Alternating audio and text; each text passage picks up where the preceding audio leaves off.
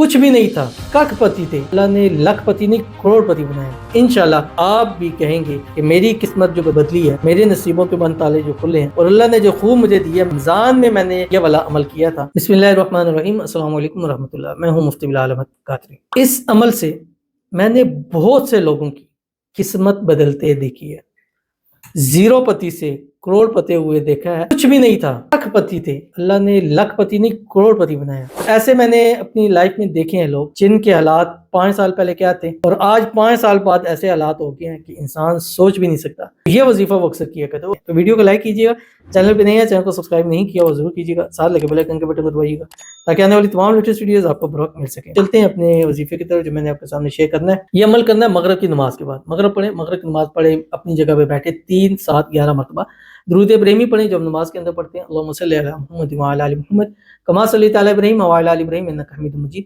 اللہم بارک علی محمد وعلی آل محمد کما بارکت علی ابراہیم وعلی آل ابراہیم انک حمید مجید۔ اور اس کے ساتھ ایک تسبیح استغفار پڑھیں، استغفر اللہ العظیم، اور اس کے بعد 129 ٹائم پڑھیں سورۃ الکوثر۔ بسم اللہ الرحمن الرحیم، انا اعطیناک الکوثر فصلی لربک وانحر ان شانئک هو الابتر۔ اور اس کے بعد اللہ کے حضور ہاتھ اٹھا کے دعا کیجیے، اور انشاءاللہ آپ بھی کہیں گے کہ میری قسمت جو بدلی ہے، میرے نصیبوں کے بند تالے جو کھلے ہیں، اور اللہ نے جو خوب مجھے دیا، رمضان میں نے یہ والا عمل کیا تھا، ضرور اس پر عمل کیجیے گا، فائدہ ہوگا۔